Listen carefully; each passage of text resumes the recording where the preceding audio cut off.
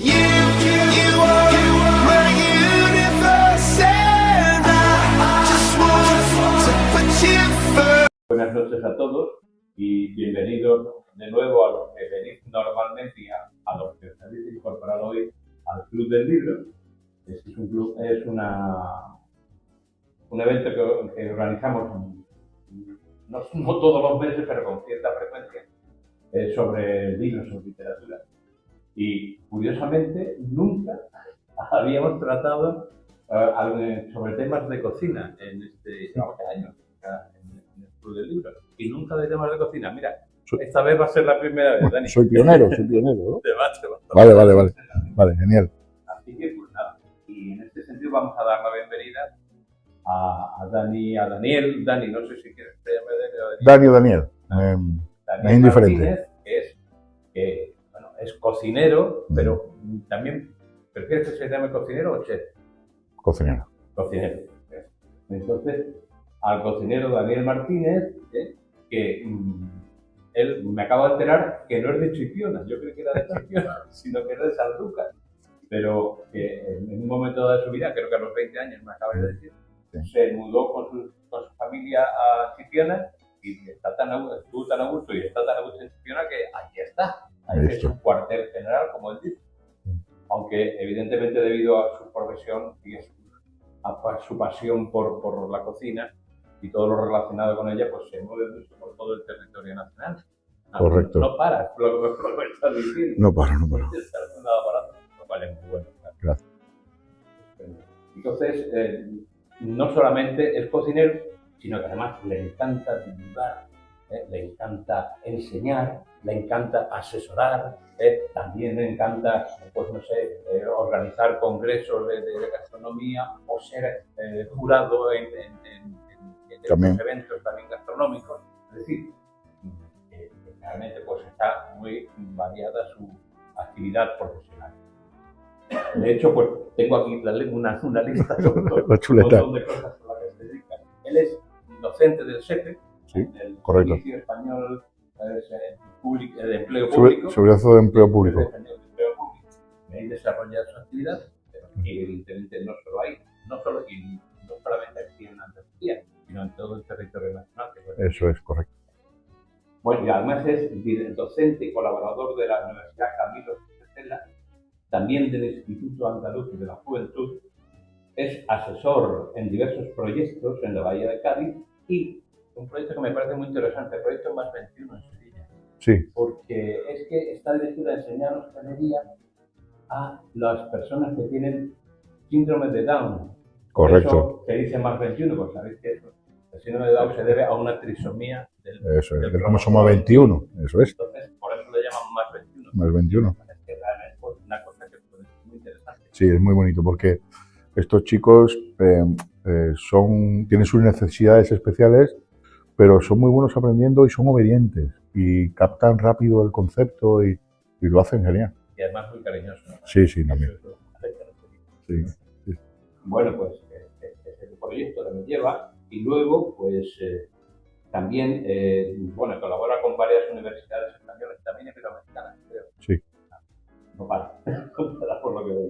Y además tienes tu propia empresa, ¿no? Gastronómico, mi propia empresa y marca personal, que se llama Gastronómicum by Dani Martínez, que, haciendo un poco al uso al latín, ¿no? Estamos en un sitio que Nueva Acrópolis va muy de eso también. Yo quería ponerle algo que tuviera que ver, o sea, gastro significa comida en latín y nomicum cultura. Entonces, pues la cultura de la comida, la cultura de la gastronomía, es un juego de palabras ahí. Está pensado. No, está pensado. Y con esa marca, pues tú organizas eventos culinarios en empresas o particulares incluso. Catas con bodegas, con productos, con quesos, con vinos, con bodas, algún evento privado. Pues también eso. También. Pero no solo eso, sino como le encanta comunicar, le encanta divulgar todo lo relacionado con su profesión, pues además colabora en diferentes, colabora y dirige diferentes programas de televisión. De cocina, sí. concretamente en canal You Televisión. eso, You Televisión, tiene ahí un programa, creo que son 2 veces a semana, Dos veces en semana. y tiene hasta 1 millón de seguidores. O sea que Sí, no es que lo vea uno o dos, son bastantes. Luego, otro también, esto es a nivel regional, se llama De Cocinero a Cocinero. de cocinero a cocinero. Vas visitando diferentes restaurantes y cocinando y entrevistando a diferentes cocineros, ¿no? Sí, por eso se llama De Cocinero a Cocinero. Claro. Es un cocinero entrevistando a otro cocinero Son cocineros. y cocinando juntos en su cocina y hablando de lo que hacen y divulgando y dando a conocer, bueno, pues nuestra gastronomía y nuestros productos. Y luego además tienes otro, que este sí que lo dices, Cocina con Dani, ¿no? Cocina con Dani, sí, eso lo Ahí digo yo. te pones más a tus trucos a la hora de la cocina. Ahí sí, eso es un programa más didáctico, con un toque más coloquial, más directo, a todo el que lo vea diga, eso lo hago yo, recetas fáciles. Tenemos un apartado que se llama, muy a la gaditana, ¿no? Harta cocina para tiesos. Le damos un toque de humor y intentamos de hacer recetas originales, fáciles, con productos que no son malos, sino más baratos porque no tienen la apreciación que debieran, o porque no están de moda, o porque son productos de temporada que suelen ser más económicos. Y intentamos hacer platos a buen precio, pero originales, nutritivos, sin gluten, digestivos, bueno, Y sencillo. sencillo. Algunos un poquito más complejos, también lo reconozco, pero la mayoría de un nivel de dificultad de 1 a 10, en un 5, en un 6, que cualquiera. La idea es que sea original, pero fácil de hacer y que todo el mundo se lance a cocinar en casa. Estupendo. Además de todo esto, es miembro asesor de Gastro Cádiz, Gastro Sevilla y Gastro Málaga, ¿eh? Y ha sido jurado e incluso un director de jurado. Sí, presidente del jurado. Presidente del jurado en diferentes eventos, por ejemplo, para el Corte Inglés, para Macro, para Carrefour, ¿eh? Y además también para la televisión navarra, que tú tienes mucha No. colaboración con la televisión navarra. Sí, porque con Navarra tengo un feeling especial de formación. Y se come muy bien. Me gusta mucho Navarra, cómo se vive y cómo se come y los productos, que además es tan distinto a lo nuestro que además me llama tanto la atención por eso. Y también colaboro con Navarra Televisión haciendo un programa que se llama La Mandarra, que allí significa mandil, que es como un Masterchef, pero Sí. a lo navarro. A los navarros. Eso Perfecto. Bueno, pues yo creo que con esto podríamos decir más cosas tuyas. Bueno, pues porque ya- hay que presentar el libro, hombre. Yo creo que es como fácil, pues, como prólogo para el libro que va a presentar él hoy. Se llama El Cádiz para comerse. Cádiz para comerse.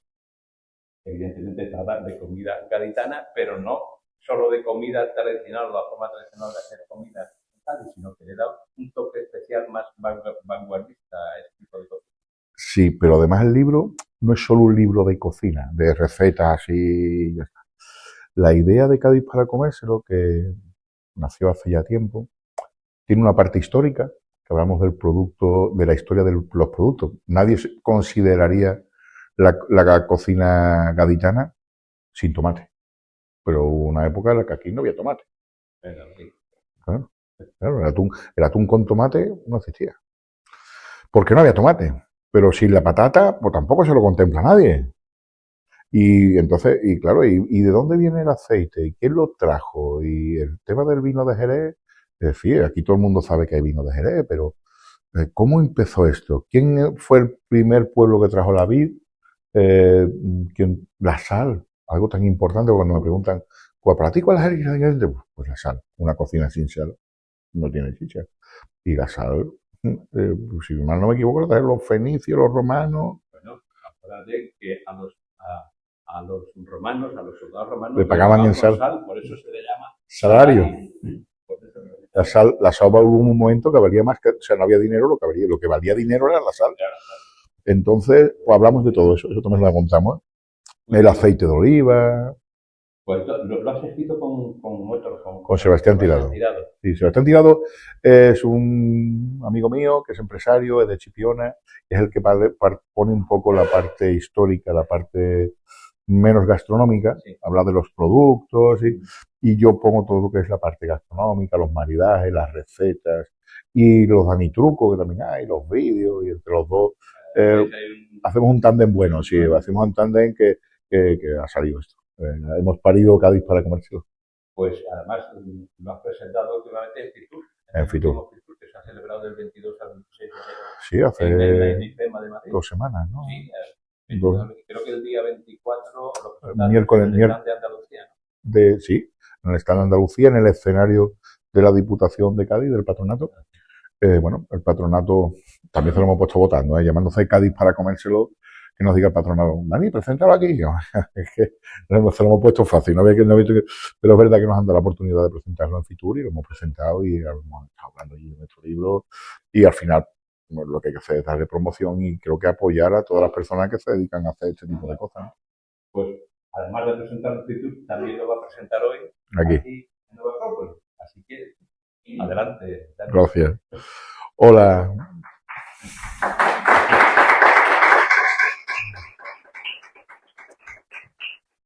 Bueno, buenas tardes a todos y a todas.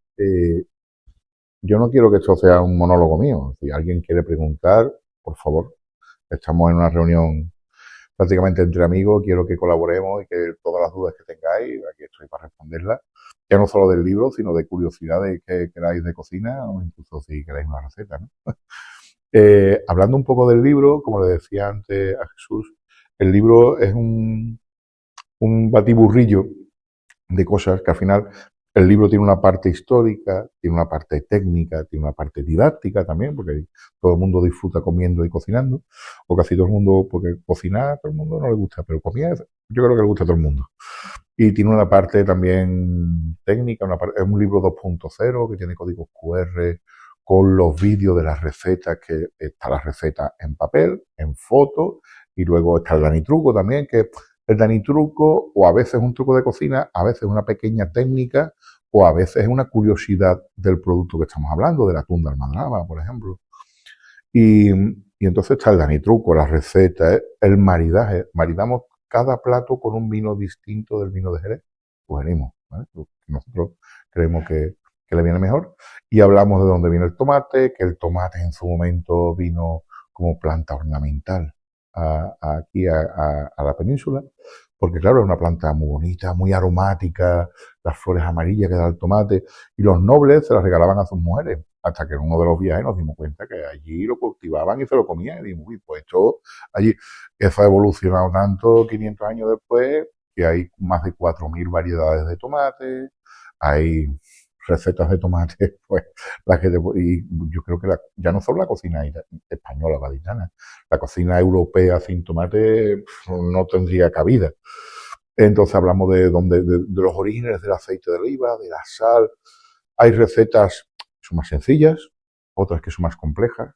Vamos de menos a más. Tengo un amigo, preguntaba antes a Elena, decía, mi amigo Fernando dice que esto es como, dice, Dani, empiezas la primera receta como haciendo una tortilla de patatas, ¿vale?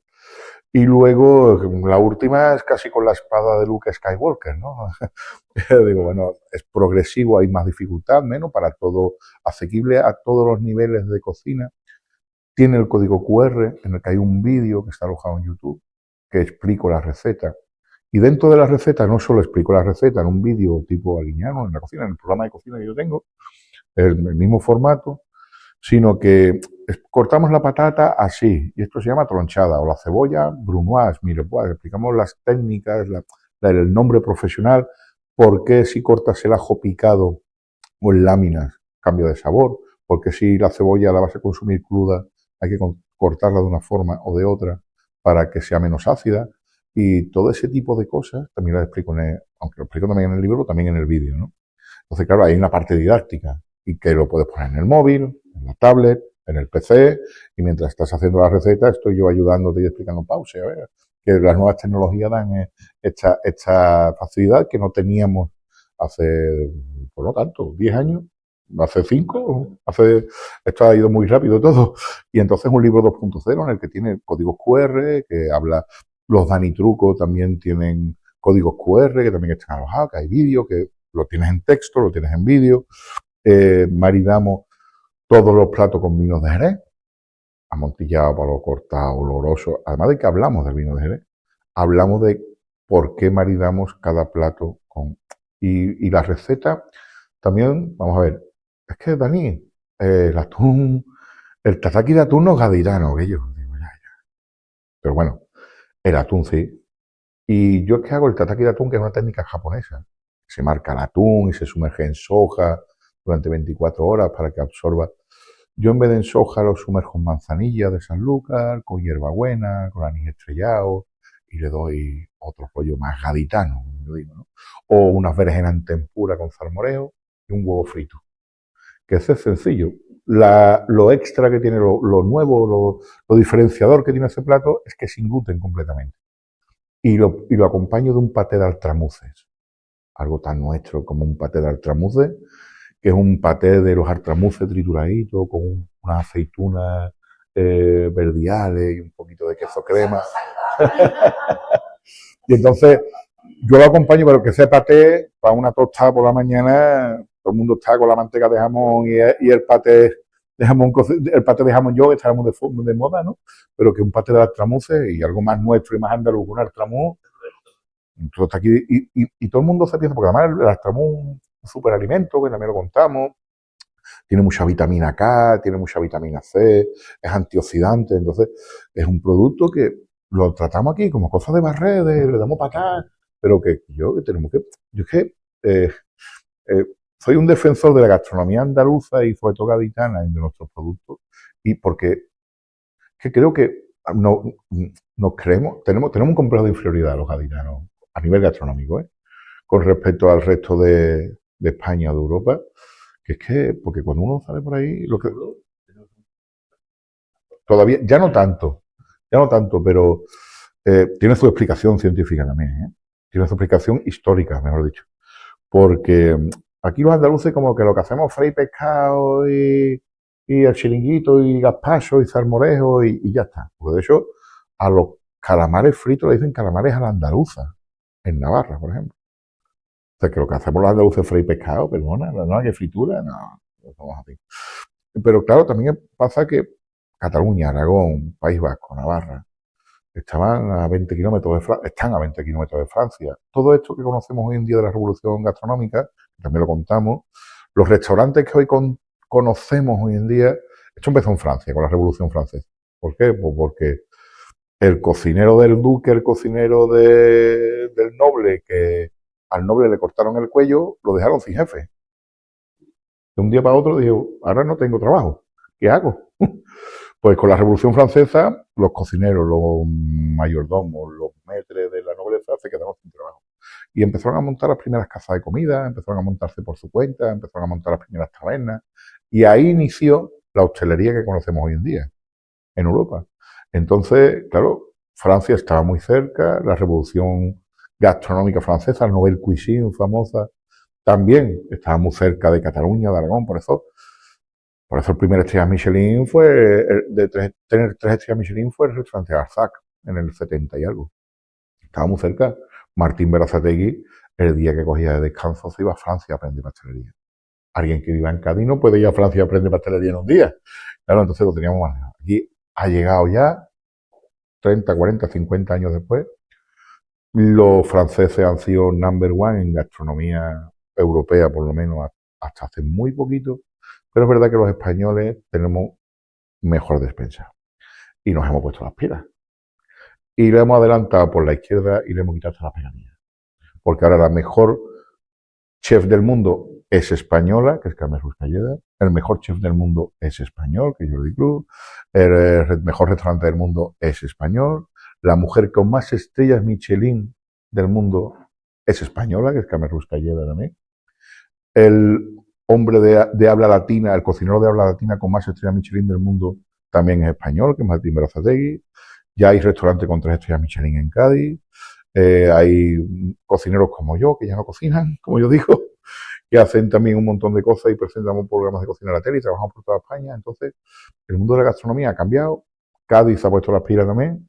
Lo hacemos muy bien. Y además, como yo decía el otro día, medio discusión, una aclaración mejor, que le hacía yo a un compañero en Facebook, es que Cádiz es la única provincia atlántico-mediterránea de la península, porque hay otra que es Ceuta, ¿no? Pero no cuenta, no está en la península. Entonces, tenemos sierra, tenemos mar, tenemos campiña, tenemos aceites, tenemos atún de almadraba, tenemos cabra payoya, tenemos la huerta de Chipiona, Sanlúcar y Conil, tenemos unos aceites en Olvera que son para chillarle, tenemos unas pastelerías también con un rollo muy mozárabe, pero bueno, es que no hay otra, estuvieron aquí 700 años. Algo ha tenido que quedar, no nos queda. Yo estoy muy orgulloso de esta parte. Las torrijas, los pestiños, los polvorones, como decimos nosotros, mantecado. Entonces, al final, Cádiz para comérselo está pensado para que los de aquí lo disfrutemos, pero el que lo vea fuera de aquí, diga que yo aquí hay que ir. Entonces, esto hay que probarlo. Entonces, cuando pensamos en hacer el libro, Sebastián Tirado y yo llevaba tiempo queriendo hacer un libro de cocina. Eso es el primero. Tengo otro preparado, pero me saldrá un poquito después de este, cuando terminemos de darle ese un poquito de mismo. Y yo no quería hacer un libro en plan divo. La cocina de Dani Martínez, ¿no? Y yo en la portada, muy guapito, ¿no? No era mi intención. Mi intención era hacerle un homenaje a la provincia de Cádiz. A mi forma, ¿no? A mi estilo. Yo soy un cocinero. Yo tuve el primer gastrobar de la provincia de Cádiz, lo abrí yo en Chipiona. En 2004, 2005, ganamos toda la feria de la tapa de la zona. Bueno, fue revolucionario. Yo vine de Barcelona con los pelos verdes, el bar de las tapas raras, como le decía Chipiona entonces. En 2007, 2008, tú decías gastro. Ahora todo el mundo sabe lo que es un gastrobar y todo el que abre es un gastrobar o un gastrotabanco. Pero hace 20 años, un gastrobar, decía, ¿cómo? No entendí. Y era al final hacer cocina de diseño en tapas, el concepto.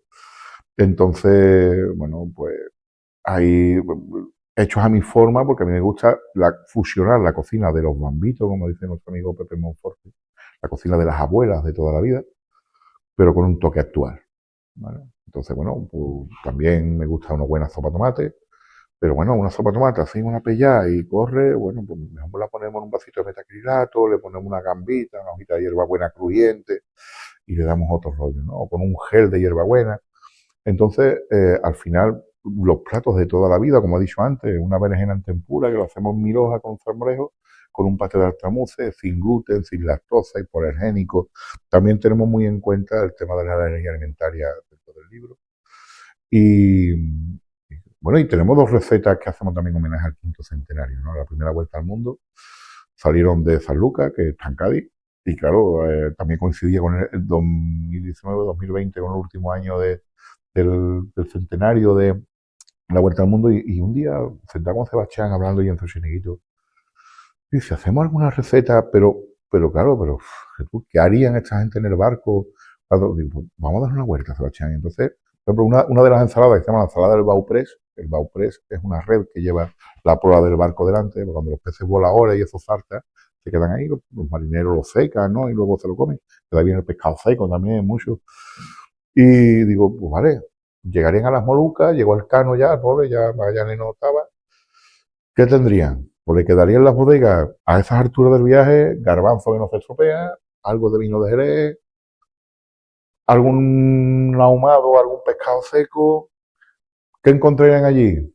Algún langostino, alguna gamba, jengibre, soja, y ahí hacemos una mezcla de cosas y hacemos una ensalada de garbanzo con soja y manzanilla, y amontillado, perdón, manzanilla no, amontillado, y unos langostinos y jengibre, y intentamos de hacer una y otra que le llamamos una mar de leva de langostino, no, perdón, la ensalada del Bauprés lo que lleva ahumados porque es lo que llevaban ellos, porque lo que hemos intentado es de imaginarnos, tirando un poquito de la historia, leyendo lo que hay documentado de Antonio Pigafetta, pues qué podrían tener, qué se podrían encontrar allí en la zona y elaborar una receta en homenaje también al quinto centenario con lo que tenían entonces, encima del barco, sin mucha chicha, pero haciendo algo guay, rico y original, que también los pobres se la tuvieron que ver y desear para comer.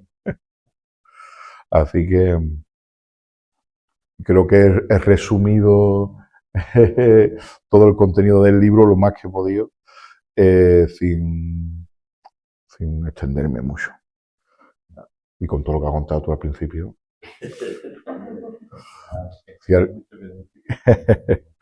Si alguno tiene alguna duda, alguna pregunta, quiere saber algo. ¿Qué opina Dani de la cocina esta tan yo qué sé, que te ponen eso, lo que dejamos todo, un plato muy grande y un todo muy chico. El minimalismo. Yo nunca he sido amante de esa cocina. Me gusta la cocina creativa y llevo defendiendo que comer cocina creativa no está reñido con pasar hambre, con pagar 300 euros y luego tenerte que ir a buscar un bocata, ¿no? Hay quien la quiere, yo intento hacer cocina creativa, tampoco quiero yo un cerro papas así con un kilo de carne encima, o sea, tampoco busco ese efecto, pero sí un punto intermedio entre la exageración, el minimalismo y la creatividad. Creo que la mesura está al gusto y entonces hacerlo bueno, bonito y barato, por así decirlo, que no tenga que ser tan caro, porque hay restaurantes que no son tan caros, que dan cocina creativa. Aquí en Cádiz hay un montón y te cuesta a lo mejor un cubierto 60, 70 euros. Come como Dios. Por ejemplo, el faro de mi amigo Fernando de Córdoba, el faro del puerto, yo creo que es uno de los sitios que a Poniente también tiene. Es que también pasa una cosa, es que cuando mis alumnos me preguntan, esa cocina tan, es que eso tiene su parte de historia. Esto es como cuando uno va a un 3 estrellas Michelin, que es la cocina minimalista y tan rebuscada, uno lo tiene que tomar como que si fuese a ver el Circo del Sol o a ver los Rolling Stones en concierto. Porque uno no va a ir a ese sitio a desayunar todos los días, ni va a ir a comer todos los domingos con su familia. Eso es un show y uno va a ver cosas espectaculares que no ve siempre, son cosas nuevas, vanguardistas, cosas muy espectaculares, la verdad. Y cosas que te gustarán más o menos, pero es que tú no vas allí, a esos sitios no se va a comer o a llenarte, a esos sitios se van a ver el espectáculo y va a que te sorprenda a aromas, a sabores, a texturas, a vajillas espectaculares y a eso va uno. Es que no hay que tomarlo como un sitio al que voy a alimentarme, es un sitio al que voy a disfrutar de que me sorprenda y a deleitarme con lo espectacular que voy a ver. Hay sitios que te gustará más y hay sitios que te gustará menos. Hay que le gustará más el Circo del Sol, hay que le gustará más los Rolling. Ya es cuestión de gustos. Yo pienso Pero, por que ejemplo, vas a ver el Circo del Sol. Es un espectáculo desde que es un show, es un show, es un show. No, no es un sitio para alimentarte para no pasar hambre. No, es un show. Es lo que es. Eh, Es que no hay otra. Sobre todo cuando uno va a eso, a un 3 estrellas Michelin, a un 2 estrellas Michelin, a este que está en Ibiza, Sublimotion de Paco Roncero, que solo comen 12 personas al día, nada más que abre 6 meses al año, con gafas de 3D, los platos llegan volando. A ver, eso es. Claro, y vale 1.600 euros un cubierto, vino aparte.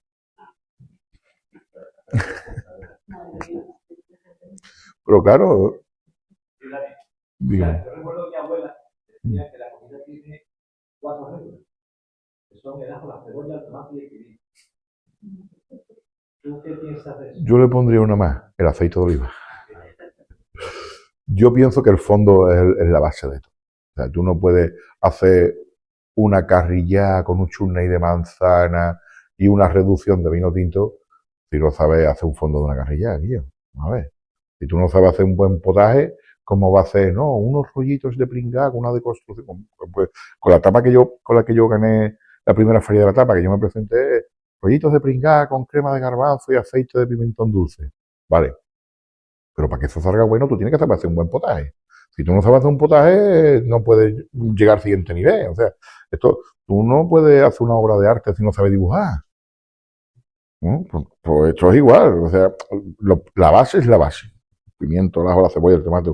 La base, los fondos, la base de los guisos, las salsas, los fumés, los caldos, todo eso es la base de la cocina. Yo cuando imparto un curso de cocina, empezamos por ahí, por la base.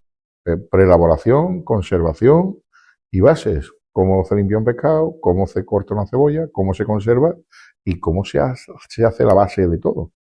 Es lo primordial. Es que si no está empezando la caza por el tejado. Y hay mucho, o sea, en el momento en el que estamos viviendo, claro, es que si yo le doy un curso a un chaval que tiene 18 años, y me ve a mí, claro, el rollo, el discurso aspiracional es muy fácil. Dani, es que yo quiero hacer como tú. Digo, "Ya, pero usted", porque a mí me ha llegado, yo he tardado en llegar aquí 30 años. Tú no quieras hacer esto en 6 meses. No, Dani, cuando nosotros salgamos de aquí, somos medio jefe de cocina. Digo, no, no. A ver, tú salgas de aquí, eres un ayudante, tú sabes, ahí tirando, que te suene, tráeme un chino, vamos a hacer un fondo oscuro, córtame cebolla, mire pues, y te vaya sonando. A partir de ahí, 4, 5, 6 añitos más, será cocinero. Si sigue trabajando, en 5, 6 añitos más, será jefe de partida. Segundo, en 10, 15 años, eres jefe de cocina. 15 años, digo, ¿ves? Que ser jefe de cocina es ser un maestro de tu oficio. O sea, ¿qué maestro de qué oficio tarda menos de yo 15 años en llegar? ¿Sabes cómo? Estamos en la sociedad de la inmediatez y de todo así. Pero eso, en otros oficios no sé, porque yo me dedico a la gastronomía toda mi vida, pero en la cocina no hay otra forma de llegar, de hacerlo. Claro, ya después eres jefe de cocina, luego así llegas a ser profesor, si eres buen comunicador y te expresas bien y tienes buena imagen, terminarás pudiendo trabajar en la tele, pero claro, ya son cosas que tú te vas cultivando, que tú vas aprendiendo, que sigues mejorando día a día, pero que esto, porque yo digo, es que antes un cocinero con cocinar bien y está en su cocina con sus 4 paredes y ya está. Se acabó. Era lo que tenía que hacer. En los 80, un cocinero cocinaba bien en su cocina y su cocina limpia y cocinar bien, ya está. Por un día un cocinero, o chef, como tú me preguntabas al principio, ¿no? Mira, significa lo mismo, ¿no? Pero queda más cool, ¿no? Ser chef. Eh, Al final tiene que cocinar bien, o sea, lo de cocinar bien se te presupone.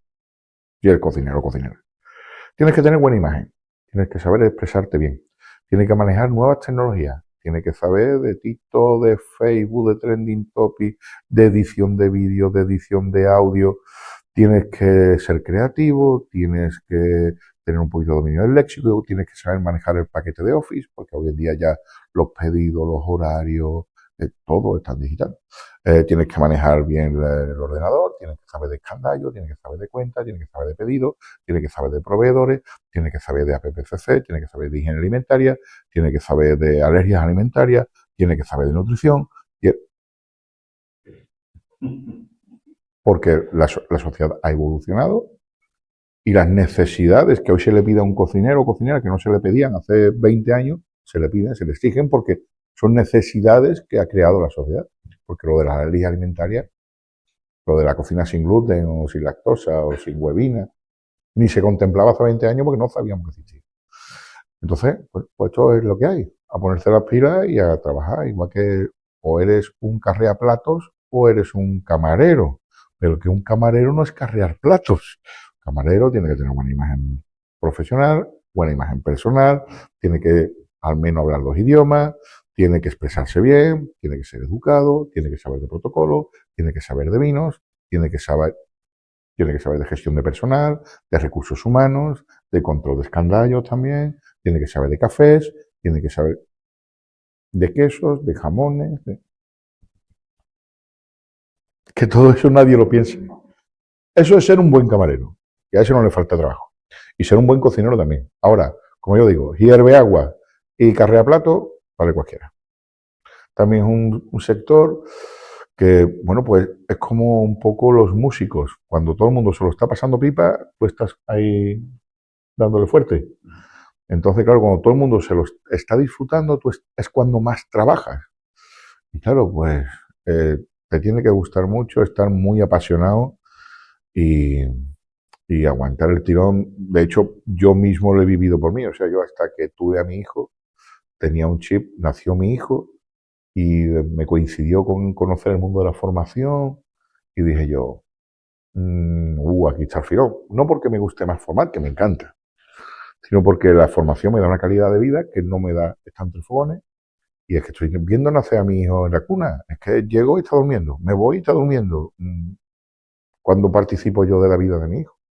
Entonces yo creo que hay un dilema muy fuerte en esto de que todos los chefs son hombres. No todos, pero casi todos.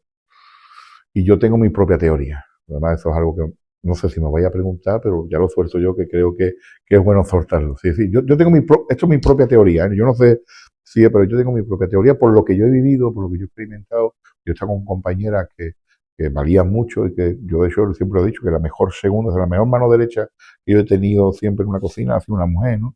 Fue mi amiga mía hoy en día, que es Olga, y trabajaba muy bien. Y entonces yo pienso que por la sociedad en la que vivimos, que tenemos educaciones distintas todavía muchos de nosotros a nivel machista, o sea, la mujer por cómo es ella, por cómo la educan y cómo, pues llega un momento que la mujer quiere tener hijos y tiene que decidir entre tener familia o tener éxito profesional o carrera profesional. Cuando ese momento le llega al hombre, yo creo que el hombre le da un poco más igual. Yo soy un poquito especial. Yo dije que yo quería estar con mi hijo a muerte. Pero, porque mi mujer también es camarera, nos conocimos trabajando, entonces lo entendía. También es verdad que todo el mundo no entiende a un cocinero o a un camarero. Pero yo creo que la diferencia está no en que las mujeres no sepan ser chef, no tengan creatividad, no sepan comunicar bien, ¿no? Tienen las mismas cualidades o más cualidades que un hombre, sino que llega un momento que, claro, tienes que hacer el parón de tengo hijos, no tengo hijos, me caso, no me caso. Y todavía por la educación que nos dan y por cómo educan a las mujeres en la sociedad en la que vivimos, que es una educación machista, la mujer tiene más remordimientos a la hora de no tener hijos, de no tener familia, o tengo un niño, pero lo dejo con el padre y me voy a trabajar 14 horas y lo cuida el padre. Carmen Ruscalleda, la que trabajaba es ella, el marido ha criado a los hijos. Pero no es lo normal. Entonces, hasta que no normalicemos eso, es un problema intrínseco, genético. Yo creo que el problema no es que un hombre o una mujer sirva más al hombre o a la mujer, que el problema es social y, y, y mental, o sea, de cada uno. O sea, cómo llevas tú los sentimientos de culpa, de me siento, o el que dirán, es que no, es que mi hijo está criando al padre, o que la tengo que dejar con la abuela. Entonces, esa parte de la exigencia que tiene la hostelería de horario con la incompatibilidad de la vida familiar es lo que hace que muchas mujeres se queden en un segundo plano en la hostelería, cuando en realidad la mayoría de las veces son gracias a quien hay allá, por lo que funciona la cocina. Yo los equipos de trabajo que yo he tenido siempre, el 80% han sido mujeres, y en la mayoría de las cocinas lo que trabajan son mujeres, pero sin embargo los que despuntan son los hombres.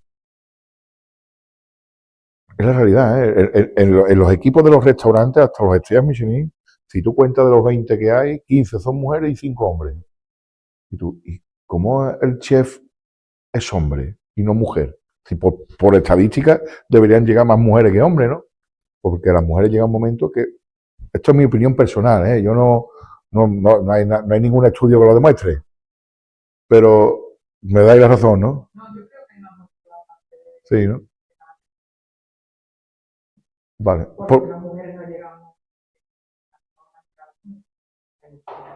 Bueno, claro, sí, vale. Claro, claro. Yo lo que digo es que hay una parte de ahí que yo, por lo que yo he vivido, ¿eh? No por lo que yo he visto mujeres dar pasos atrás en puestos que decían, no, es que yo... mm, por- y aparte de que sí, de que hay muchas más historias, ¿no? Mucho más. Pero bueno, es un tema escabroso. Es un tema escabroso, pero bueno, sí, sí, es complicado, pero bueno, esto te puede llevar aquí hablando. Eh, de todas las recetas que hay en el libro, ¿cuál es tu preferido? Sí, es complicado. Bueno, una de tus preferidas.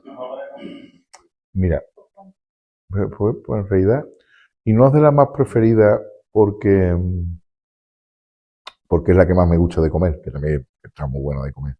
Porque yo siempre digo que yo le tengo mucho cariño a los rollitos de pringa que he dicho antes, porque ahí gané la primera feria de la tapa y como que empezó un poco toda mi historia.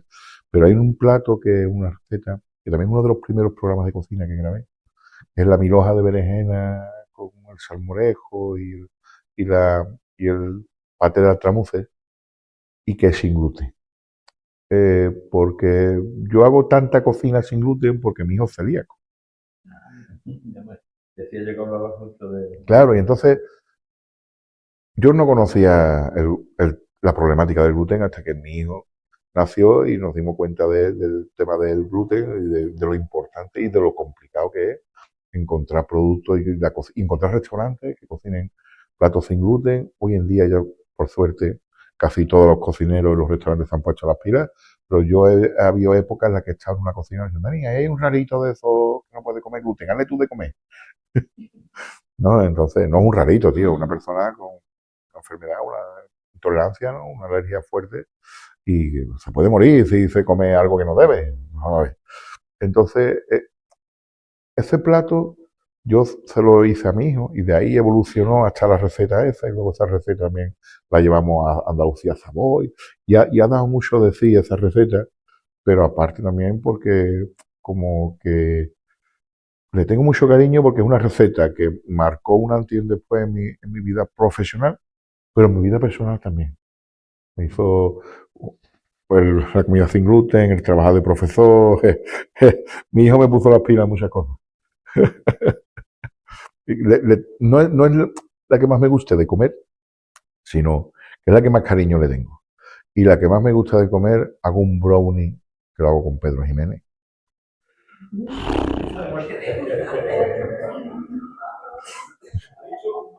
Brownie. Claro, es que dice, brownie americano, quiero, brownie no es español. Ah, ya, brownie no gaditano, bueno, inglés, anglosajón, pero no es español, ya, pero yo hago el brownie con Pedro Jiménez, ¿vale? Y lo pongo con helado de canela en vez de con el helado de vainilla que hacen ellos. Y, y- claro, le doy. Por eso digo que son recetas que yo cojo, bien sea no, un brownie en realidad es una receta sencilla, un bizcocho sin sin levadura, un bizcocho de chocolate sin levadura y horneado y ya está. Lo puedo hacer con nueces, lo puedo hacer con anacardo, lo puedo hacer con nueces de macadamia. Yo para hacerlo un poquito más nuestro, pues le pongo anacardo, le pongo nueces de macadamia, le cambio las nueces que me han gustado, o como un flan que hago de cream, ¿vale? O cuando tú haces un flan, tú aromatizas la leche con naranja, con limón, con canela.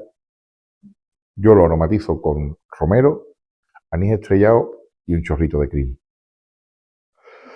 Y ese mezcla del romero, el anís estrellado o el cream le da un rollo, es raro, pero está buenísimo, es distinto, porque claro, tú coges un flan y lo primero que tú esperas no es la naranja, el limón. Y es claro, flan de romero con cream, ¿cómo? Y lo acompaño en vez de con caramelo, con una mermelada de frambuesas, que también le pongo un poquito de pacharán. Entonces, claro, todos estos matices, claro, pues hace que al final sea un flan, pero nada que ver con... Y es fácil, porque al final la técnica de cocinar un flan no es complicado, pero sí que le doy un rollo, o como un brownie, ¿no? Bueno, si hago cosas un poquito más complejas, que hago un solomillo de ternera a baja temperatura, que luego lo paso por la plancha, que mezclo dos tipos de cocción, ¿no? La cocina del Rone, del baño María, 24 horas, 65 grados, luego lo abre y claro, con mantequilla, pero para darle el toque umami a la carne lo marco a la plancha y luego con una salsa por encima lo mismo jugo que ha soltado, pero hago que lo ligo con un poquito de espesante y se lo pongo por encima. Y en vez de patata, le pongo manzana. Corto manzana, la harino para que no se oxide y la frío. Y pongo manzana frita, que al final tú lo ves y dices, uy, patata, ay no, manzana. Y es más ligero, es menos, como la carrilla que he dicho antes, que hago con chutney de manzana, pues procuro ir de la fritura, pongo fruta en vez de hidratos de carbono, intento de ahí de ir mejorando un poquito, ya no solo para que sean menos calóricos, sino más digestivos también, para no sean platos tan pesados y con tanto punch en el estómago. Yo lo puedo cenar por la noche y no hay que hacer solo al mediodía. Que ya a partir de los 30 ya cenar tanta fritura no le sienta bien a nadie. Y una receta de esa que has dicho, perdón, había leído. Ah, perdón. En tercera parte histórica, Sí, o sea, casi punto de meter un poco de la noción histórica, pero un poco más sobre eso. Realmente me interesa, porque el tipo de parte que nos fijan en la parte precolonial de la gastronomía como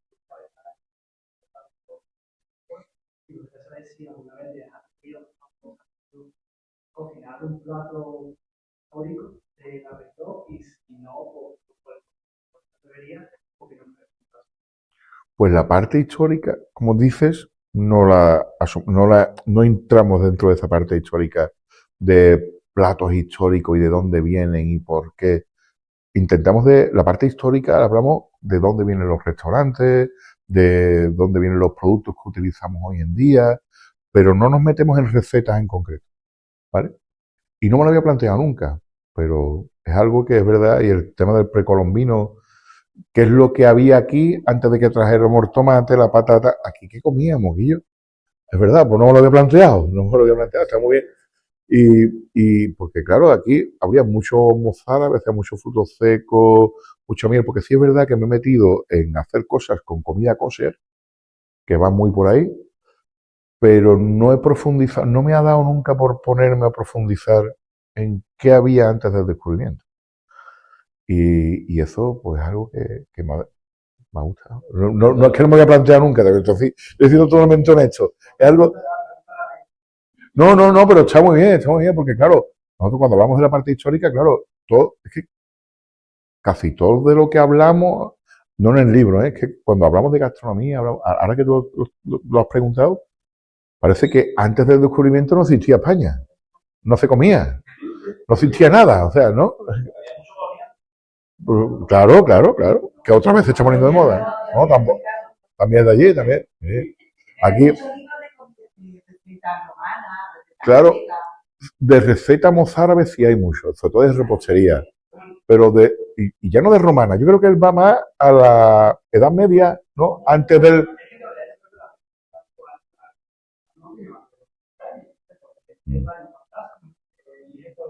Claro. Pero las lentejas, por ejemplo. Vamos, yo que a mí me gustan mucho los libros de cocina. Y las lentejas se comían en Roma y se preparaban sí. Muy parecido a las de ahora. Con el sofrito, pero los garbanzos también. Sí, lo que es los potajes, los cocidos. Aquí, como por aquí ha pasado todo Dios, sobre todo en España, ¿vale? Una mezcla de todo. El precolombino había mucho legumbre, mucho cerdo, que es muy fácil, pero claro, y mucha pastelería mozárabe. Los mozárabes nos dejaron aquí la miel, los frutos secos, los pestiños y las torrijas, que las torrijas, al final, nosotros le ponemos vino porque lo hacemos a lo gaditano, ¿vale? Porque le ponemos más fino, manzanilla, pero las torrijas originales iban con leche y canela. Y no eran con vino, nosotros le ponemos vino, pero los árabes no le ponen vino. Entonces, claro, yo creo que lo precolombino tendría que ver mucho con la cocina árabe. Muchísimo. Porque claro, estuvieron aquí 700 años. Todo lo que fuera precolombino era árabe. Y antes de eso romano, que hay muchas cosas. Hay un libro de mi amigo eh, Manuel Torres, que él ha sacado hace poco un libro que se llama La cocina histórica de Cádiz, o algo así que se llama. Manuel Ruiz Torres, que él es historiador, él no es cocinero, él es historiador, y ha sacado un libro de cocina, pero de Cádiz capital histórica, no de Cádiz de la provincia, no, sino la cocina, lo que se cocinaba aquí hace, como tú has dicho, 500 años. Manuel Ruiz Torres sí ha hecho algo sobre eso, pero yo no me lo había planteado nunca, la verdad. Te digo, soy totalmente sincero. Pero es verdad que es un filón a tener en cuenta, porque hay un montón, ¿eh? Sí, alguna receta está fatieso. Mira, alta cocina para tiesos. Mira, pues uno de los que hago de alta cocina para tiesos es que cojo un pez gallo, ¿vale? Y saco un lomo de pez gallo, hago un poquito de alioli, le pongo por encima, lo gratino al horno y le pongo un puré de patatas trufado, pero no lleva trufa. Yo un puré de patatas trufado, porque pues le pongo aceitunas negras, trituradas, picaditas, y mezclado con el puré de patatas, parece que lleva trufa rallada. Está riquísimo. ¿Qué pasa? Que le pongo una gotita de aceite de trufa y parece que lleva trufa el puré de patata. Entonces, alta cocina para tiesos. Es un puré de patata trufado que no lleva trufa, pero lleva trufa. Y claro, claro, pero es creativo y es original. Y encima el pez gallo, que bueno, lo comemos fritito aquí al limón. Bueno, pues yo zoco lo que es el lomo, pongo un poquito de alioli por encima. Es que así es como se lo suelen hacer bacalao los catalanes. Eso en realidad es un plato de bacalao. El bacalao, ah, ¿cómo dicen los catalanes en catalán? El bacalao, no, escudella no. El bacalao, no me acuerdo ahora cómo se llama. Ahora me ha quedado. Los catalanes hacen el bacalao gratinado con alioli. Entonces a mí se me ocurrió a un pez gallo ponerle el mismo alioli, suavito, y gratinarlo al horno. Y está con el puré de patata trufado sin trufa, con aceitunas negras, que es más barato. Por ejemplo, es una de las de alta cocina para tiesos. O sea que se trata de hacer con poco presupuesto un plato original, rico y bonito. Y original y con buena presentación. Sí, he recuperado ya la receta de la salsa romana de Sí, del garum. Garum. No hablamos del garum en el libro. Me pregunta si en el libro. Sí, yo he recuperado la receta de la salsa romana de Garum. Que si se ha recuperado. No. Hay una empresa que hace algo que le llama garum, que es con lo que hay de documentación histórica.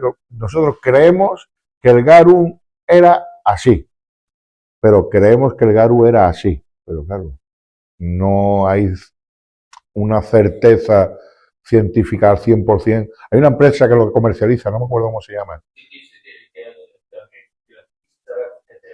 De las vísceras del pescado y en los salazones. Es una maceración al final de las vísceras del pescado, de marisco. Era una marca. Yo creo que era un poco como nuestra soja particular. Era una fermentación de marisco y pescado para aderezar los guisos.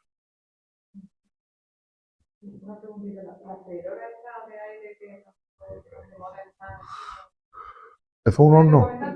Sí, es recomendable, es un horno. Es un horno chiquitito. Que parece que han inventado la penicilina, pero tú lo mismo que puedas hacer en el air fryer, lo puedes hacer en el horno de tu casa. Y no te tienes que gastar 100 euros más.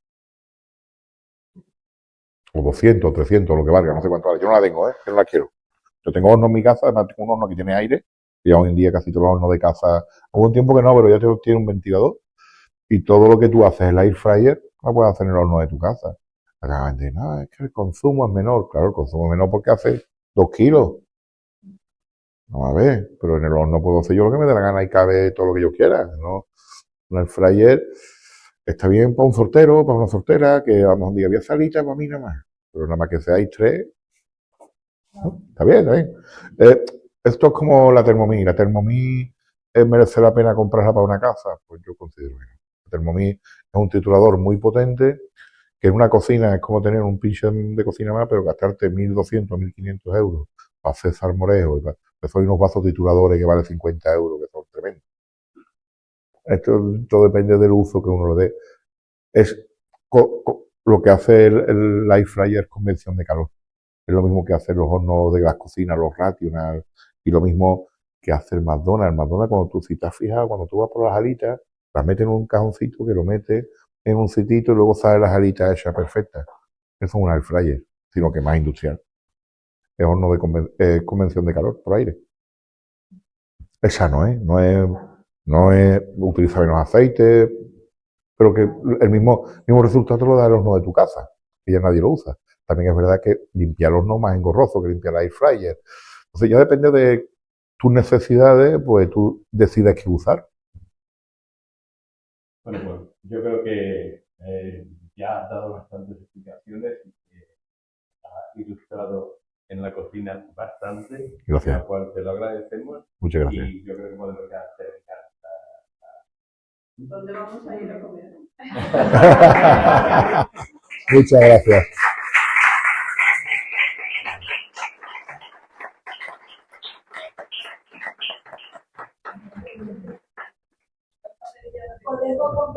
You